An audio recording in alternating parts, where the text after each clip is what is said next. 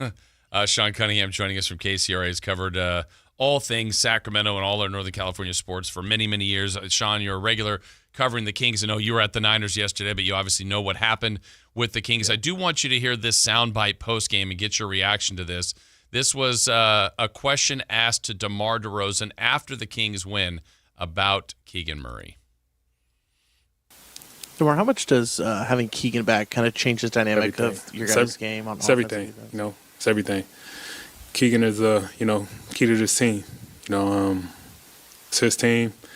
He's one of those guys that's going to be very, very special in this league, and he's showing it. With his dynamic play on both ends, he changes the game. When his confidence is high, the things he's able to do makes it a lot easier on us. So, it's pretty obvious.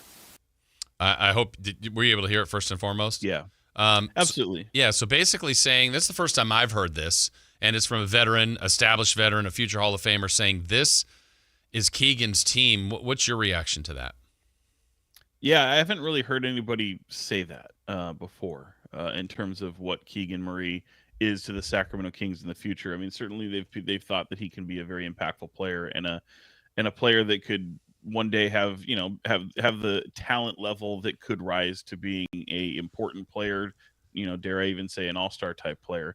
But to hear somebody say that, like someone like DeMar DeRozan especially, it is that ultimate confidence if you're a fan that kind of goes along with this contract that the Sacramento Kings have given him long-term to be a part of the future.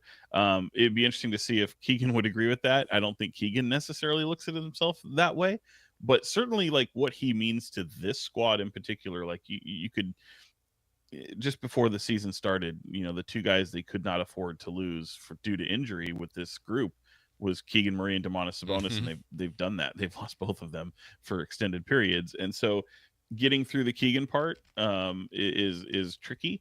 But having him come out, and again, I think I mentioned this to Whitey Gleason just last week, which is the thing that really encouraged me out of the preseason, and it's hard to take things away from preseason and apply them a step forward, but Keegan was looking for his, and he would get criticized so much. Mike Brown, other coaching members on that staff, they would criticize him for saying, like, no one's going to invite you to shoot. Like, you have to be able to be the guy that's going to take shots away.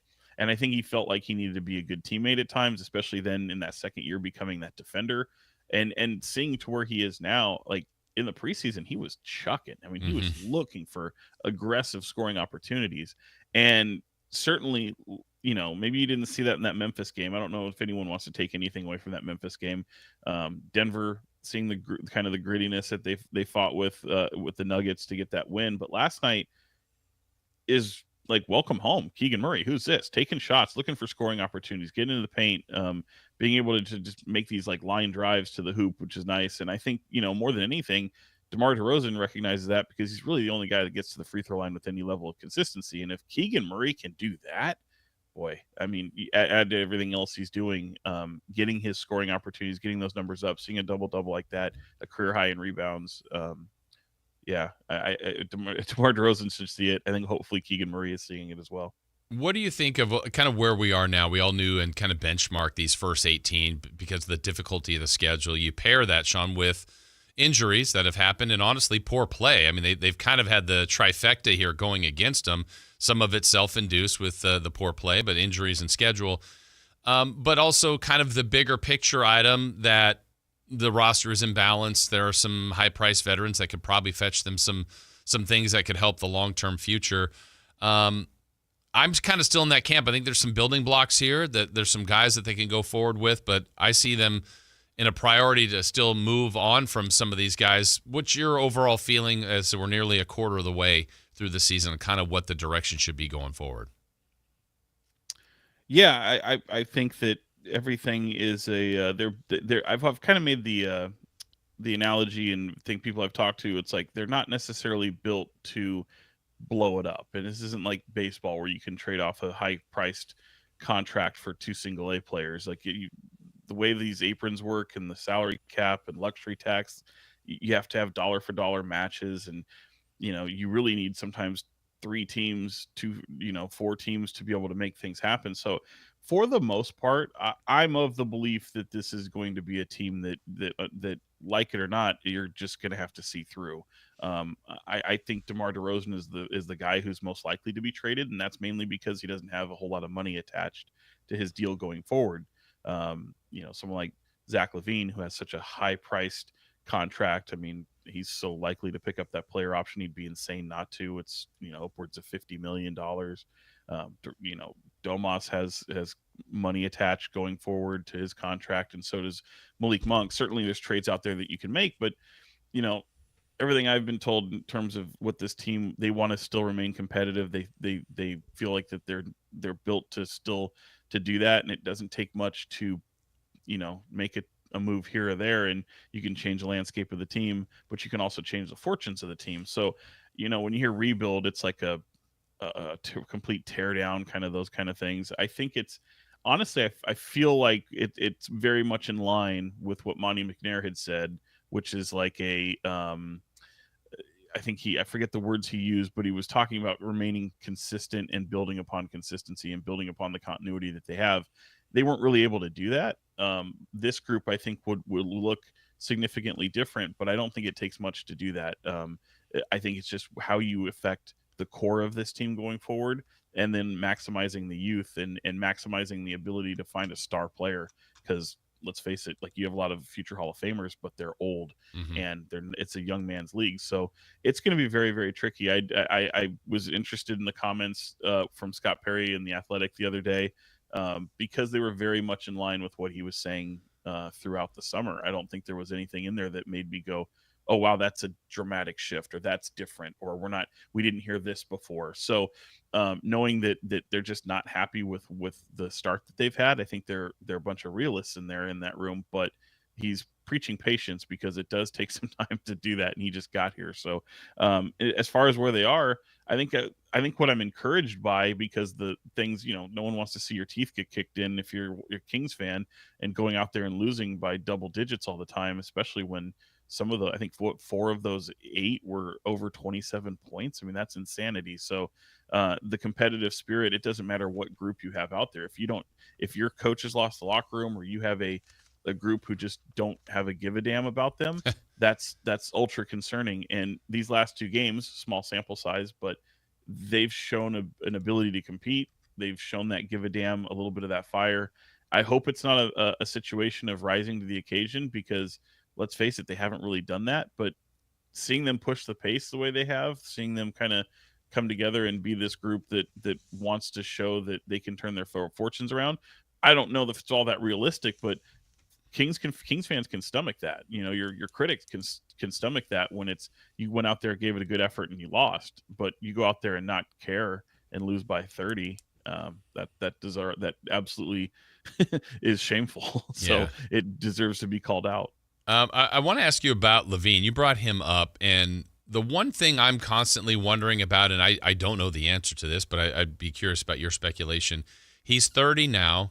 At the end of the season, he'll be 31, so he'll hit that mark. He does have 1 year remaining, like you said, and I think most players would not turn down a final year, and I believe it's officially around $49 million. But let's say he doesn't. So when that expires, he'd be 32, whether he's a King or not. But is there an argument at all for Zach and Zach's camp to opt out? And my point being that, look, 49 is a ton of money, but he still would be 31. Maybe he could get a 3 or 4 year deal at not nearly $49 million, but I don't know, 30, 35 million, 3 or 4 years, and be in that spot where he picks the team that he wants to go to. Is that at all like out there, you think, for Zach and Zach's camp, or is that just kind of a crazy thought? No, I don't think it's a crazy thought, especially when you're represented by someone like Rich Paul, clutch agency who goes out, who can, really get you control a lot when you're a player in this league, and clutch agency. I mean, we just saw what De'Aaron Fox, but the I would say the difference there is you've got a player who's in his absolute prime in De'Aaron Fox at 26, who can go out there and handpick where he wants to go, and be able to find an extension eligible for him. I think that field is very much condensed for somebody like Zach LaVine, who doesn't necessarily have a high ceiling going forward in his career, but he's also a 3-level scorer who's at probably, in my opinion, one of the elite scorers, and especially when he's efficient in this league. So I think there's always an appetite for him. I just don't know that the money will be there. Yeah. I think if I was representing him, I'd tell him I'd be doing a dereliction of duty as an agent to tell him to opt out of something like that for 1 year, knowing that going forward, I mean, he still has money left for him on the table. It just obviously won't be upwards of that amount. And I get it. The one in the hand is worth two in the bush. That whole saying, I would take the money that's owed to you right there. Take it and run, and then you can go find a contract. I think with his scoring ability and his, never really. I know he gets popped for being an injury prone player at times, but it's never been a massive type of injury. I feel like that guy can easily fit back in and be what he is for several years. It's not like he's adding any more to his game as a playmaker or a defender. So him as a prolific scorer in this league, as long as he's efficient, I think finds him money. And he'll find probably another contract that'll probably not go lower than 17 per year. Yeah, that's down the line certainly for him. Something to watch along with this team. Now that they've won 2 in a row, they'll be back at it tomorrow night against Phoenix. Sean, we will see you out there tomorrow. Thank you for joining us today, and let's go have you work on changing some tires too. Yeah, I'd be up for that. I'd be up for learning a little bit. I'm always down for a new challenge, but not by myself. I can't do it. I'm not gonna. I'd feel free. I'd feel like I'm gonna mess it up. I can't do that stuff. You got others out there offering to help you, so we'll get out there. We'll get it done. Do you go cut down your own Christmas tree, or do you go to a lot? Usually a lot, but I've done it once. We went up to Apple Hill one time and cut down a tree. Nice. Yeah, it was fun. I've done that. Dork. Hey. I needed help. Yeah. I definitely needed help. It was tough. All right, Sean, thank you so much for joining us. We'll see you out there tomorrow. Bye, Jay. All right, that is Sean Cunningham from KCRA Channel 3. We appreciate him and his insight, and all of you for checking this out. Anything you ever miss on the show, you can always go back to Sactown Sports, our podcast page, and check it all out and listen to it or watch it whenever